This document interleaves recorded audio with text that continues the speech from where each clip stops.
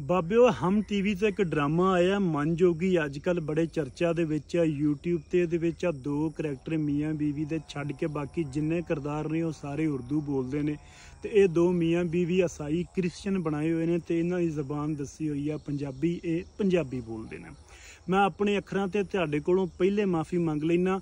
Christian ਦੀ ਪਰਿਭਾਸ਼ਾ ਕੀ ਹੈ ਪਾਕਿਸਤਾਨ ਦੇ ਵਿੱਚ? ਚੂੜਾ ਕਿ ਇਹਨੇ ਗਟਰ ਸਾਫ਼ ਕਰਨੇ, ਨਾਲੀਆਂ ਸਾਫ਼ ਕਰਨੀਆਂ ਨੇ, ਗੰਦ ਚੁੱਕਣਾ, ਥੱਲੜਾ ਕੰਮ ਇਹਨੇ ਕਰਨਾ। ਵਰਨਾ ਸਾਡੀ ਪੰਜਾਬ ਧਰਤੀ ਜਿਹੜੀ ਹੈ ਸੈਕੂਲਰ ਸੀ। ਸਾਡੇ ਗੁਰੂਆਂ ਪੀਰਾਂ ਦਾ ਸਾਨੂੰ ਸਬਕ ਇਹੀ ਸੀ ਕਿ ਇਨਸਾਨੀਅਤ ਸਭ ਤੋਂ ਵੱਡਾ ਧਰਮ ਹੈ। ਕੋਈ ਵੱਡਾ ਛੋਟਾ ਨਹੀਂ, ਇਨਸਾਨੀਅਤ ਦੀ ਕਦਰ ਕਰੋ। ਲੇਕਿਨ ਸਾਡੇ ਮਾਸ਼ਰੇ ਨੇ ਉਹਨਾਂ ਨੂੰ ਇੱਕ ਲਕਬ ਕੀ ਦਿੱਤਾ ਹੋਇਆ ਕਿ ਉਹ ਚੂੜੇ ਨੇ। ਔਰ ਡਰਾਮੇ ਦੇ ਵਿੱਚ ਵਿਖਾਇਆ ਗਿਆ ਕਿ ਪੰਜਾਬੀ ਜਿਹੜੀ ਹੈ ਇੱਕ ਮਾੜੇ ਤਬਕੇ ਦੀ ਜ਼ੁਬਾਨ ਹੈ। ਇਸ ਤੋਂ ਪਹਿਲਾਂ ਵੀ ਸਾਡੀ ਡਰਾਮਾ ਇੰਡਸਟਰੀ ਇਹ ਚੀਜ਼ਾਂ ਵਿਖਾਉਂਦੀ ਆ।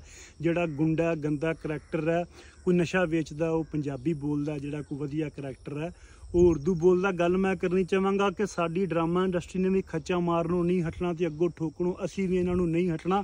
ਅੱਜ ਸਾਡਾ ਹੱਥ ਨਹੀਂ ਪੈਂਦਾ, ਕੱਲ੍ਹ ਨੂੰ ਸਾਡਾ ਕਿਤੇ ਹੱਥ ਪੈ ਗਿਆ ਤਾਂ ਅਸੀਂ ਇਹਨਾਂ ਨੂੰ ਦੱਸਾਂਗੇ ਕਿ ਤੁਸੀਂ ਸਾਡੀ ਮਾਂ ਬੋਲੀ ਦੇ ਨਾਲ ਕਿਵੇਂ ਧਰੋਹ ਕੀਤਾ। ਇਹ ਆਮ ਬੰਦੇ ਨੂੰ ਗੱਲ ਸਮਝ ਨਹੀਂ ਆਉਂਦੀ। ਅਸੀਂ ਇਸ ਫੀਲਡ ਦੇ ਵਿੱਚ ਹਾਂ, ਸਾਨੂੰ ਪਤਾ ਹੈ ਕਿ ਕਿੱਥੇ ਤੇ ਕਦੋਂ ਤੇ ਕਿਵੇਂ ਸਾਡੀ ਮਾਂ ਬੋਲੀ ਨੂੰ ਹਿੱਟ ਕੀਤਾ ਜਾਂਦਾ ਔਰ ਲੁਕਾਈ ਦੇ ਵਿੱਚ ਕਿਵੇਂ ਇੱਕ ਮੈਸੇਜ ਦਿੱਤਾ ਜਾਂਦਾ, ਲੋਕਾਂ ਦਾ ਕਿਵੇਂ ਇੱਕ ਮਾਈਂਡ ਵਾਸ਼ ਕੀਤਾ ਜਾਂਦਾ। ਫਿਰ ਲੋਕਾਂ ਦੇ ਵਿੱਚ ਚਰਚਾ ਤੇ ਨਾਅਰੇ ਆਮ ਹੁੰਦੇ ਨੇ ਕਿ ਪੰਜਾਬੀ ਇੱਕ ਪੇਂਡੂਆਂ ਦੀ ਜ਼ਬਾਨ ਹੈ, ਜਾਹਲਾਂ ਦੀ ਜ਼ੁਬਾਨ ਹੈ। ਪੰਜਾਬੀ ਜ਼ਬਾਨ ਦੇ ਵਿੱਚ ਵੁਸਅਤ ਕੋਈ ਨਹੀਂ, ਤਹਿਜ਼ੀਬ ਕੋਈ ਨਹੀਂ। ਇਹ ਬੰਦੇ ਨੂੰ ਨਹੀਂ ਬੋਲਣੀ ਚਾਹੀਦੀ।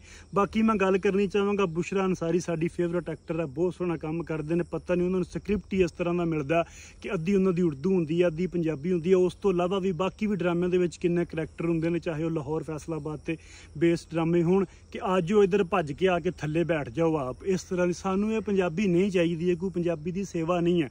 ਜਾਂ ਤਾਂ ਤੁਸੀਂ ਪੂਰੀ ਉਰਦੂ ਬੋਲੋ ਜਾਂ ਪੂਰੀ ਪੰਜਾਬੀ ਬੋਲੋ। ਸਾਨੂੰ ਵੀ ਸਮਝ ਆਵੇ ਕਿ ਹਾਂ ਯਾਰ ਸਾਡੇ ਵਿੱਚੋਂ ਬੰਦਾ ਕੋ ਉੱਠ ਕੇ ਗਿਆ ਪਿੰਡ ਚੋਂ ਪੰਜਾਬੀ ਬੋਲ ਰਿਹਾ। ਤੁਸੀਂ ਪੰਜਾਬੀ ਦੇ ਨਾਲ ਧਰੋਹ ਕਰਦੇ ਹੋ, ਪੰਜਾਬੀ ਦੇ ਨਾਲ ਮਜ਼ਾਕ ਕਰਦੇ ਹੋ।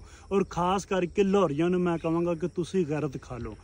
ਤੁਸੀਂ ਲਾਹੌਰੀਏ, ਪੰਜਾਬ ਦਾ ਸਿਰ ਅਸੀਂ, ਪੰਜਾਬ ਦੇ ਮੱਥੇ ਦਾ ਟਿੱਕਾ ਅਸੀਂ। ਲਾਹੌਰ ਜਿਹੜਾ ਲਾਹੌਰ ਅੱਜ ਇੱਕ ਲਖਨਊ ਦਾ ਸ਼ਹਿਰ ਬਣ ਚੁੱਕਿਆ ਔਰ ਚੁੱਪਚਾਪ ਆਪਣੀ ਮਾਂ ਬੋਲੀ ਉਜੜਦੀ ਦਾ ਤਮਾਸ਼ਾ ਵੇਖ ਰਿਹਾ।